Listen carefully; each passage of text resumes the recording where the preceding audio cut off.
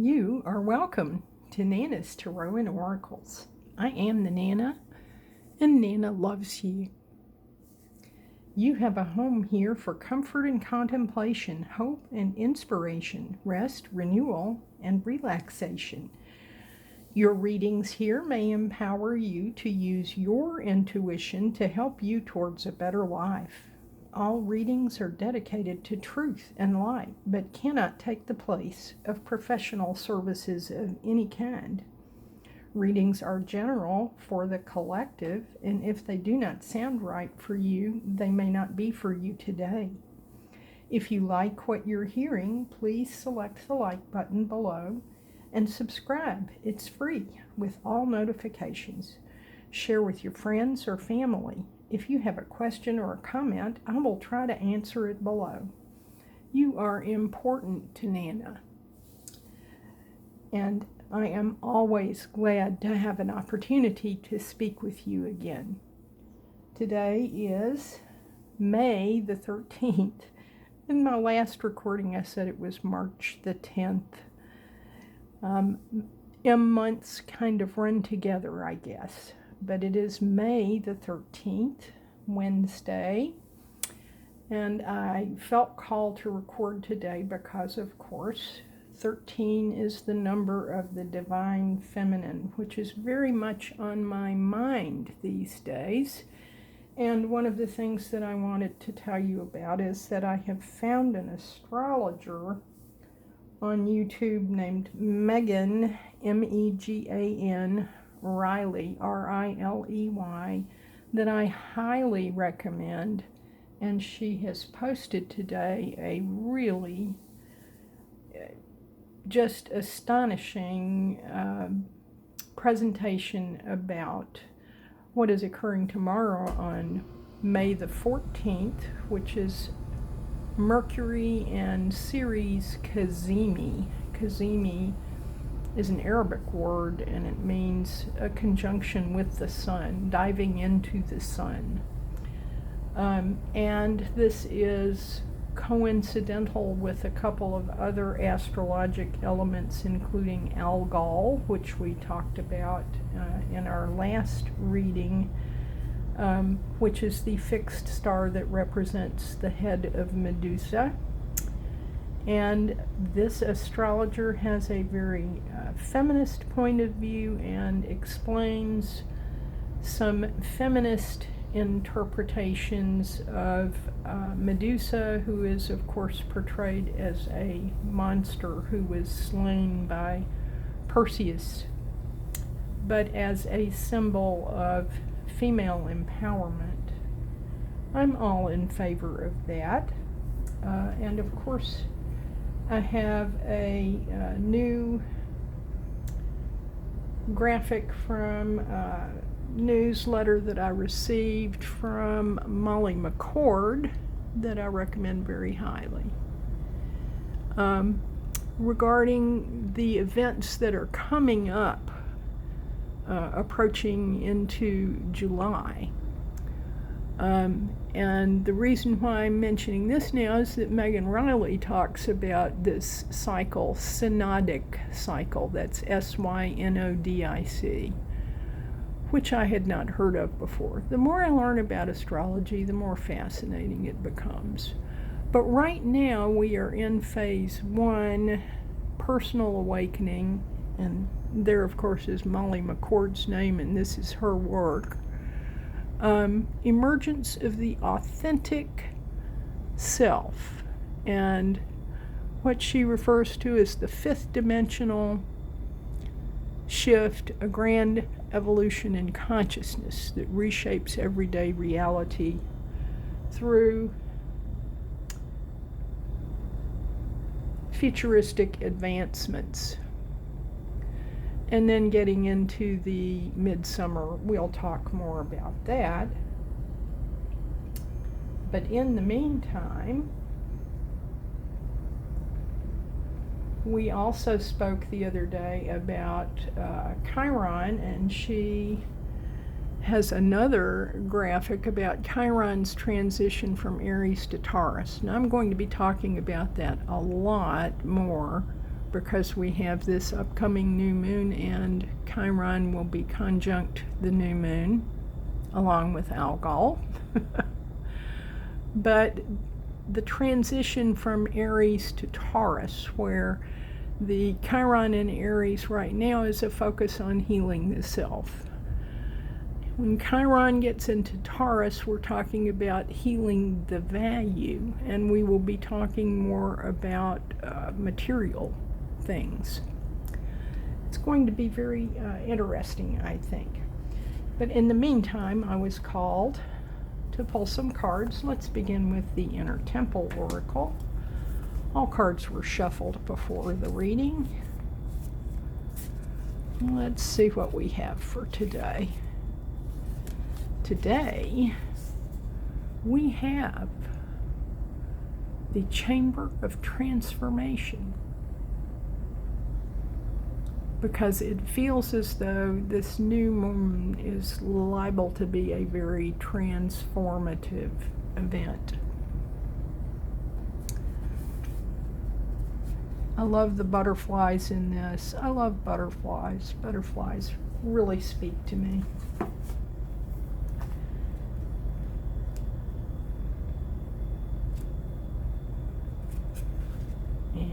My fingers won't work to find the page. The Chamber of Transformation is actually the last chamber in the series. Here's the text if you prefer to read it for yourself.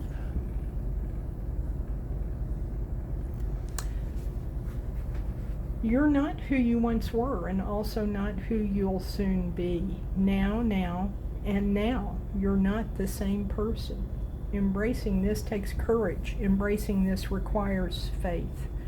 We're all alchemists, shapeshifters. Transformation is our natural state. But if we're seeking a constant state of perfection, we'll hold ourselves back from the most glorious transformation to come. True transformation isn't pretty, but it is beautiful. It's glorious and messy as we expand and contract, expand and contract.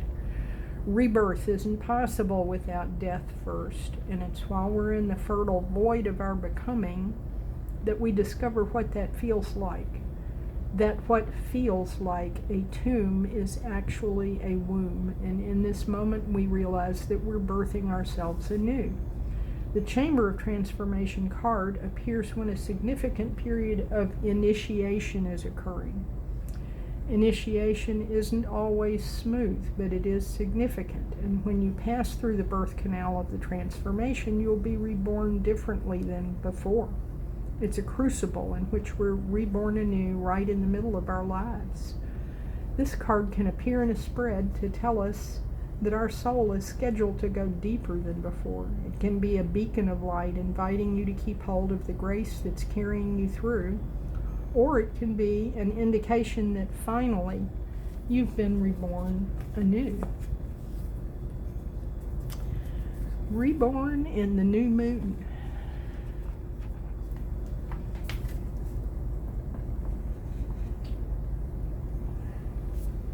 And now let's have a talisman oracle card.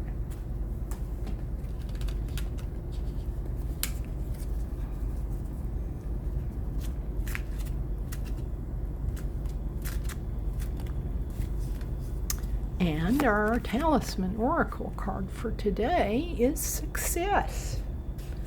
I like that. Let's see what success has to say. I don't think it really requires a lot of explanation, but here is the text if you like to read it for yourself. And there, of course, is the sacred geometry that's embedded in the card.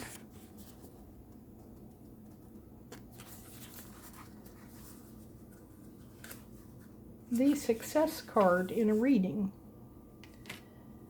You have planted the seeds of success, and the stars are in your favor, gently guiding your way forward. Trust that through the storms and heavy rain, this seed will grow and prosper. Forget the feelings of doubt. You're about to achieve significant accomplishments, and it's been you alone who has done all the work. This is a well-deserved success. And when the victory comes, it cannot be taken away. Enjoy. Talisman power. This card brings great optimism for the future of any given project or issue.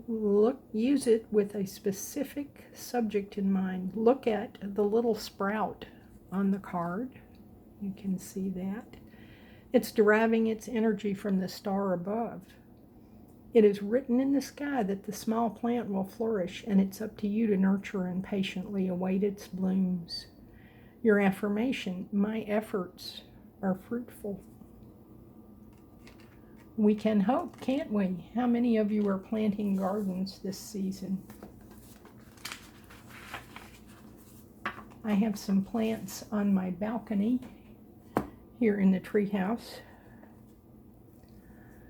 Let's get a significator card from the Rider-Waite-Smith deck. Our significator today is the Strength card. And it has presented in the reverse position. Perhaps we are not feeling very strong.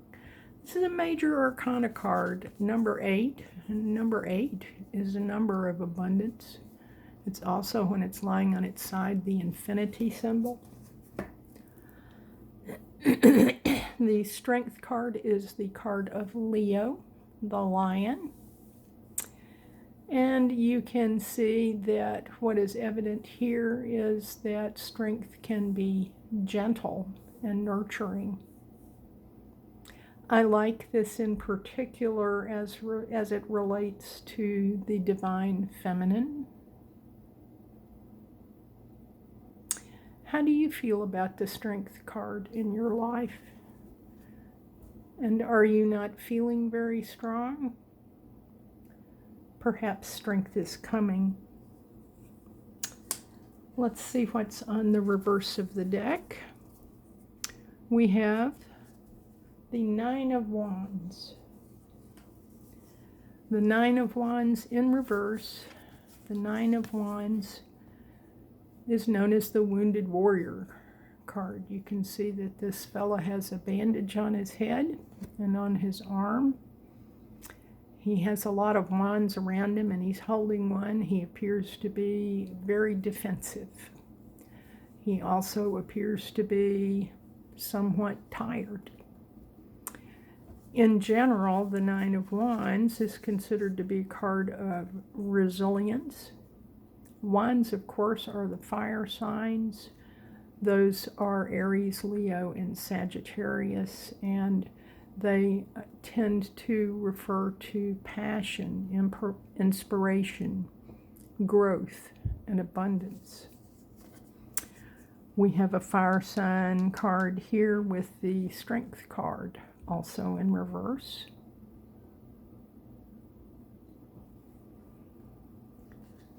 How does that resonate with you? And just under that, we have the Four of Wands, another wand card. Another fire sign card. The Four of Wands. Four's the number of stability, of foundations. And in this card, we see two people holding bouquets of flowers, and we have garlands of fruits and flowers here. And this would appear to be a celebration of some sort with a grand house in the background. Some people say that this is a marriage card. It's interesting that we have received this in the upright after receiving the other cards in reverse. And I have to say, under that we have the most hopeful and optimistic card in the deck. This is the Star card. The Star card is number 17. It follows the Tower card, where everything falls down. Perhaps the upside down Strength card and the Wounded Warrior are a result of the Tower card. This is Aquarius's card. might relate to Aquarius. And Aquarius is not a water sign, but Aquarius is the water bearer. And in the star card, we see someone pouring out water in the water and on the land. But mostly what we see is the star. Excuse me.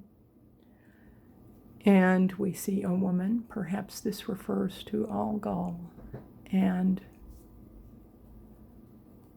to the Medusa. Very interesting. And since we are thinking of the divine feminine, here is the triple goddess deck. My goodness, I've got a frog in my throat. Please excuse me.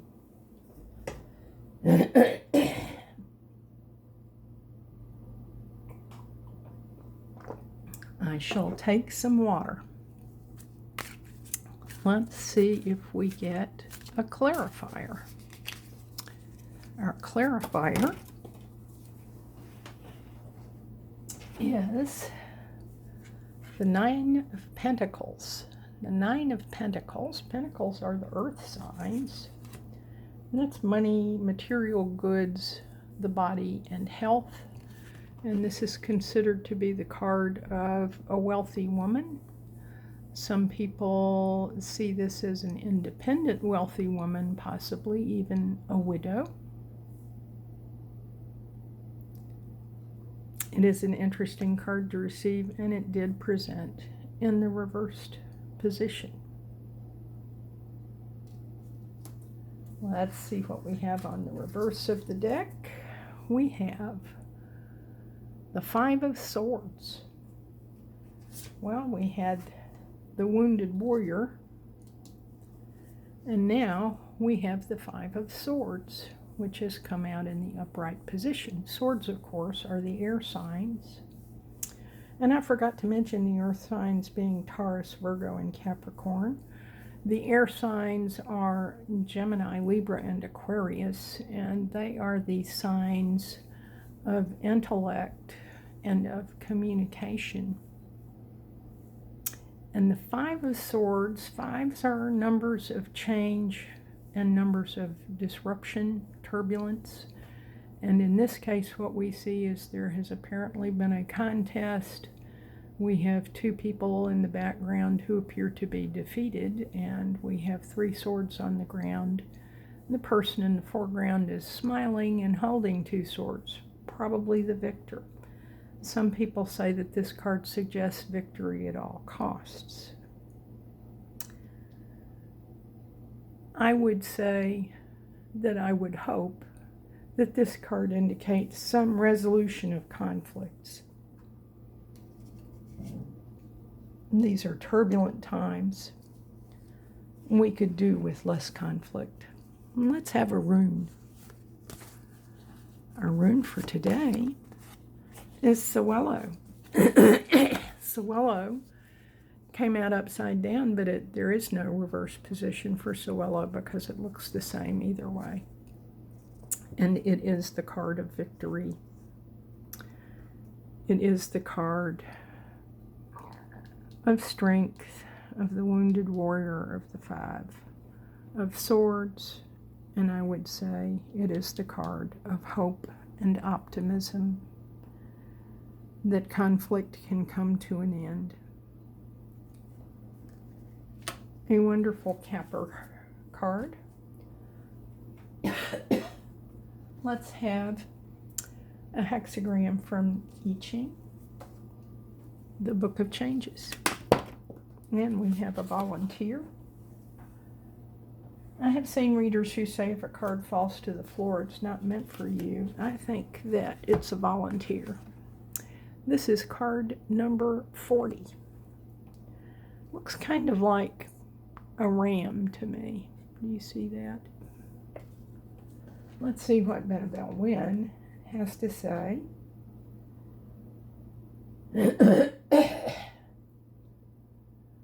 About number 40.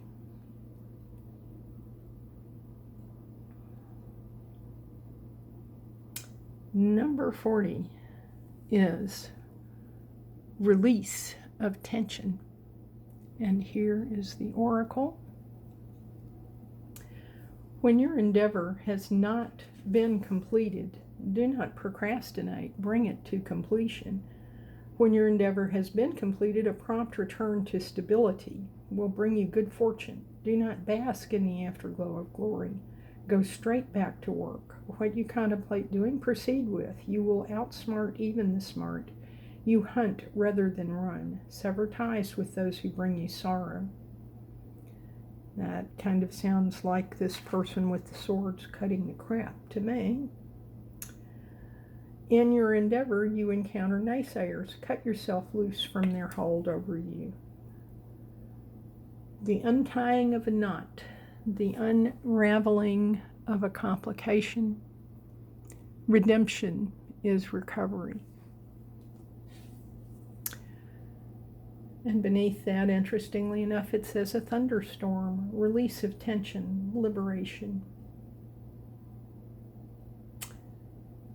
That is an interesting oracle to receive after our messages here about strength, about resilience, about celebration, about victory, about hope and prosperity. This has been a very interesting reading. Thank you for tuning in to Nana's Tarot and Oracles today. You make Nana's day. Nana loves you and hopes you leave a question or a comment below. Select the like button, subscribe, and select all notifications. I will see you again soon on the day of the new moon. In peace and love. Thank you.